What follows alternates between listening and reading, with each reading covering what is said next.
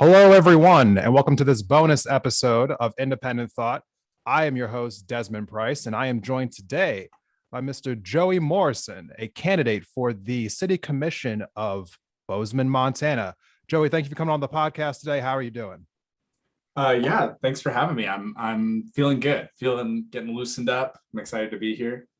Yeah, well, thank you so much for coming on today. Now, this is going to seem pretty familiar for some of those watching here on YouTube because we just had another candidate running for the Bozeman City Commission coming on. And so we're going to get to a little bit later in this episode what the differences are about your campaign versus his campaign. But, first and foremost, for those who are unfamiliar with you, who have never heard about you before, I just wanted to ask a couple personal questions before we get into the more policy oriented questions. So let's just start off with something nice and simple. Like, what originally brought you to Bozeman, Montana, and why did you decide to call it your home? Yeah, I, like so many others, have just they grew up in Montana. I grew up originally in Eastern Montana in Miles City, and like so many of us who grew up here, can't shake Montana for some reason. There's just some gravity. When I was growing up, I was primarily raised by my mother, while my father was serving time in prison. And they told me all the time that I needed to go to college, that I needed to go to school, that I needed to get a degree, and decided basically kind of at the last minute that I was like, fine, I'm going to go to school, and decided to go where was cheapest and closest, and ended up in Bozeman and fell in love with it here. More so than my schooling. I loved school. I loved being a student, but working as a crisis worker is what has made me decide to stay here, made me really fall in love with Bozeman. Working with folks experiencing domestic and sexual violence and experiencing like homelessness, and having like other mental health crises and things like that for different agencies in the community those are really the experiences I've had that have made me be like, yeah, I'm gonna stay in this community. Yeah, absolutely. And you also told me that, since you arrived in Bozeman, you got involved in a few different organizations within the city. One of them in particular was the Sunrise Movement, which kind of gained national popularity, I think, around the time of the last Democratic primary. Mhm.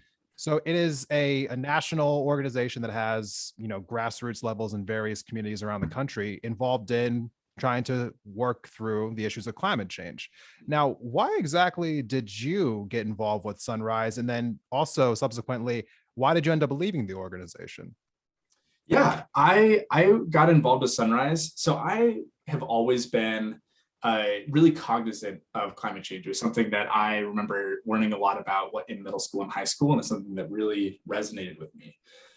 But it often took the form of like, oh, you need to be recycling, you need to be consuming less, you need to stop using plastic, which is like hard for working class and like poor people to do. And so climate justice didn't really resonate with me. It felt like it was very much about like polar bears and parts per million and recycling and shaming. And Sunrise has a really like anti-oppressive lens to climate justice. It takes deeply into consideration the different experiences that like BIPOC folks, that poor and working class folks experience the climate crisis very differently. And that really resonated with me. I was like, this finally feels like a community that looks at the world similarly, and where I have community that I really connect with. And yeah, I really, really loved my time organizing locally with Sunrise. And then I started doing some trainings nationally through the pandemic, doing trainings from home and helping like do some coaching from home. And basically, after the murders of Ahmaud Arbery and Breonna Taylor and George Floyd last year, there was kind of a new uprising that was happening throughout much of the country, but a new group that started here in Bozeman called Bozeman United for Racial Justice. I started organizing with them and found even more connection and community. And so it wasn't like there wasn't like this bad blood with Sunrise. It was more just like, wow, I really love this work even more. I really love these like overlapping values that a lot of these folks have in this group. And we still work closely with the Sunrise Hub here and things like that. Like we're all still part of like the grassroots community. I just primarily focus my time on Bozeman United for Racial Justice now. Yeah, I can understand that completely. And I think it's great that you've been involved in several different organizations within the city. And so, speaking to which, now you're trying to be involved in another aspect of the city, which is running for the city commission.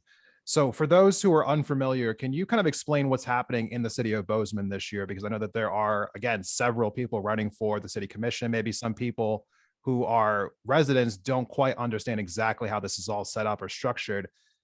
How is what the seat that you're running from different than the seat that another candidate who I just had on, Christopher Coburn? How is it different than the seat he's running for? Can you just explain it to the voters? Yeah, it's really complicated. So I love any time that I can take a minute to kind of explain this for folks who are watching and listening. I always want to take that opportunity because it's kind of weird.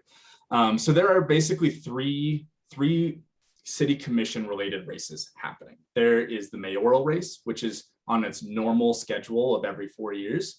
There is the normal 2 city commission seats, which is also rotating every 4 years. But there was a resignation in April of this year.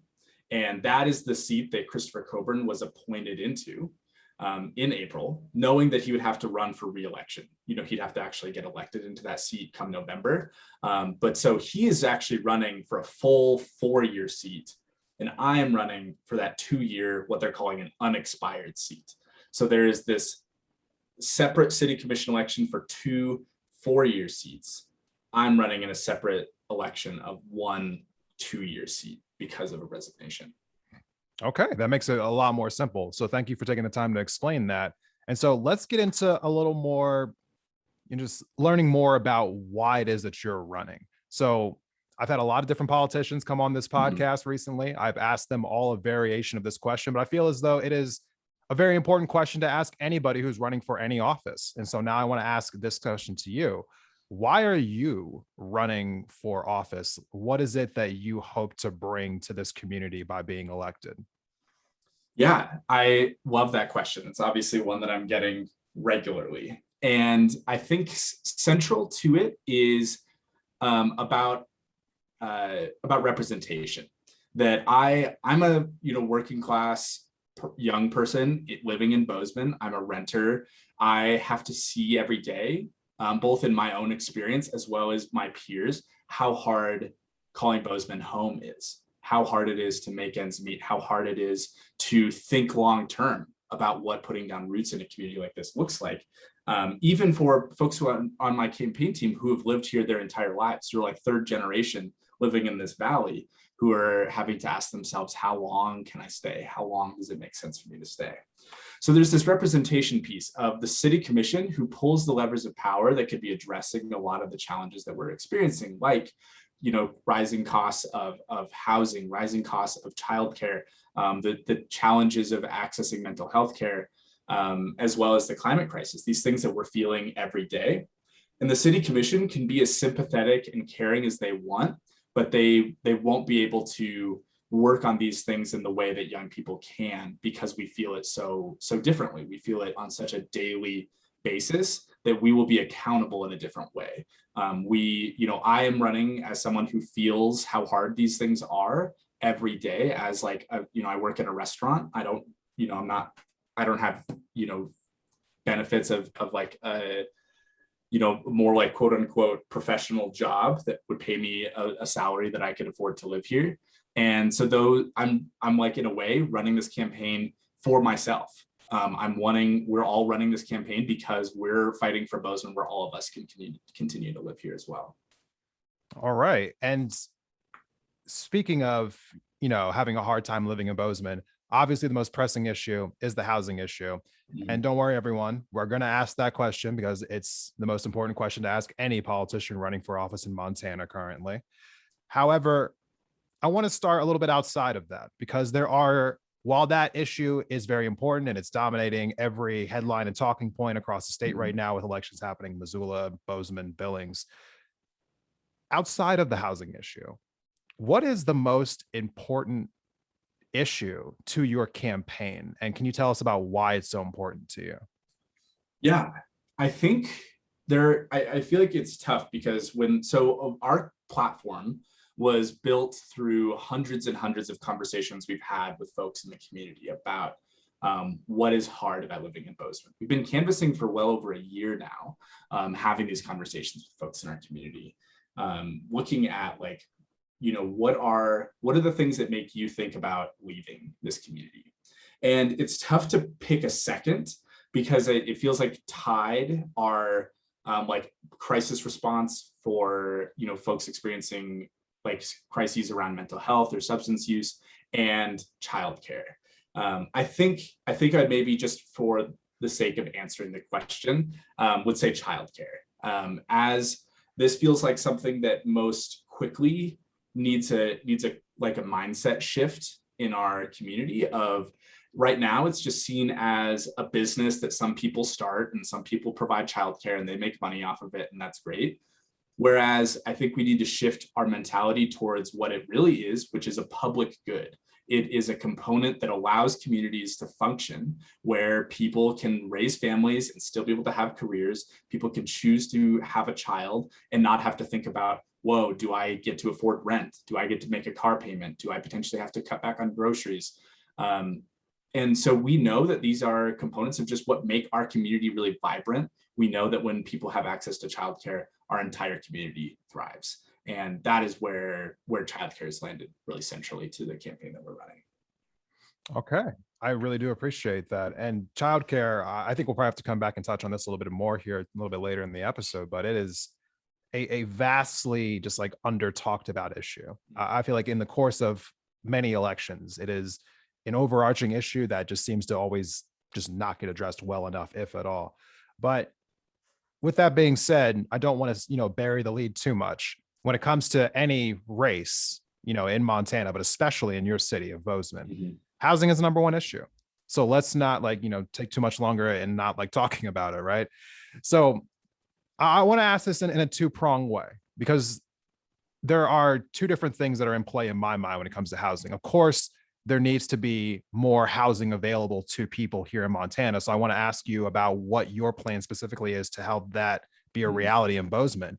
But I also want to know about a separate issue as well, because one of the things that I hear a lot when I'm here in Missoula is when people talk about providing new housing into the community, they often are talking about apartments. And I'm a person who's in my early 30s. I don't want to be a renter for the rest of my life. So I feel as though when we're talking about housing, we're not talking enough about helping people become homeowners. Mm-hmm. So first, I want to ask you, how are you going to address, allowing more housing to be affordable and to be attainable here, there in Bozeman? And also, how can you help the people of that community finally become homeowners versus just being lifelong renters? Yeah, I like that that's split into two questions, especially because that homeowner component is like really not part of the conversation oftentimes, in a really frustrating way that I'll get to in a minute. That currently there is basically there's no negotiation, there's no collaboration, not in any really effective way, between the city and developers. Right now, the city is very accountable to what developers want. If developers want to build, a bunch of single family homes that are really expensive, they're bought by folks out of state and they rent it as a vacation rental, the city really doesn't have much leverage to say no. And I think there are a couple different avenues that the city can be trying to negotiate more. Unfortunately, some of them have been stripped by state legislature, who has removed the ability for cities to focus on inclusionary zoning. But there are other codes and regulations that can be relaxed. It's just called relaxations, that it's like, oh, you don't have to have as many parking spots. You don't have to, we'll waive some impact fees if you build it, zoned for 80% or 120% area median income instead of just market value. But I think a couple other things that we could be doing in the short term that can be addressing housing is creating more incentives for folks to be renting out that spare room that they have, or incentives for folks to be building an accessory dwelling unit in their backyard, like the mother-in-law house, so that we can build more densely and more effectively use our already established historic parts of downtown of our community, instead of having to bulldoze these areas to build high rises. How can we build more densely in every way? And I think the third thing that I just want to plug in here, that's not necessarily inventory, but it's still really important for the ability for young people to feel safe and secure in a rental situation, is we need a tenants union in Bozeman. We need a way for tenants to be able to know their rights, to have representation when landlords are exploiting them. Because right now there's no bargaining power at all and it's the same case in Missoula, right? That like vacancy rate is like less than 1% for all time. There's no incentive for landlords to not just kick somebody out and hike up the rent on the next lease cycle. So I feel like that's more towards like the inventory question. But then, yeah, the second question of like long-term building up like one's own equity instead of just, writing a check that goes into another person's pocket, like owning their own home and having that agency. It is so frustrating to hear how all these cities in Montana, really how we're talking about it nationally, is like a living wage is just enough to keep renting until you're dead. It's a living wage isn't really being defined as, or affordable housing isn't really being defined as, like, where can we be paying off of where we can be either renting until we've saved enough to be able to put down money on a mortgage, to be able to afford our mortgage after we put it down and made that, that first payment and gotten that figured out, and be able to like pay off our loans and pay for car payments and childcare. That's like not even part of our discussion. It's basically just defined as like enough that you can stay and keep pouring our beers and making our coffee and cleaning our streets, not enough for you to actually like really live here. And so, yeah, when we talk about affordable housing, it can't just be this discussion of how do we create more rentals, short-term or long-term, that we can just cram more young people in so that they keep providing the essential services that a tourism industry like Bozeman thrives on, instead of without giving any of us any like kickback or incentives to want to actually stay here, like being able to buy a home. So I think there's like, yeah, I think some young folks definitely still are like romanticize a single family home and wanting a yard and things like that. But I know a lot of young people that we talk with, and I think this is representative of a lot of our campaign team, would love to be in like a co-housing type situation, or love to have, a 4-unit townhouse and buy 1 unit and, share that unit and have community with other people.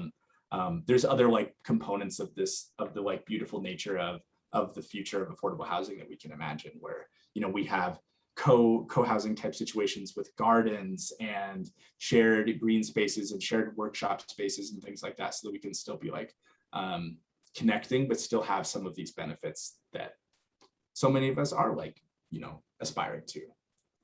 Absolutely. And so with that being said, I want to let everyone know that we are going to be transitioning to the second part of our conversation here. So make sure that you tune in to part 2 of this conversation with our candidate here, Joey Morrison, and don't go anywhere because that video is coming up right now.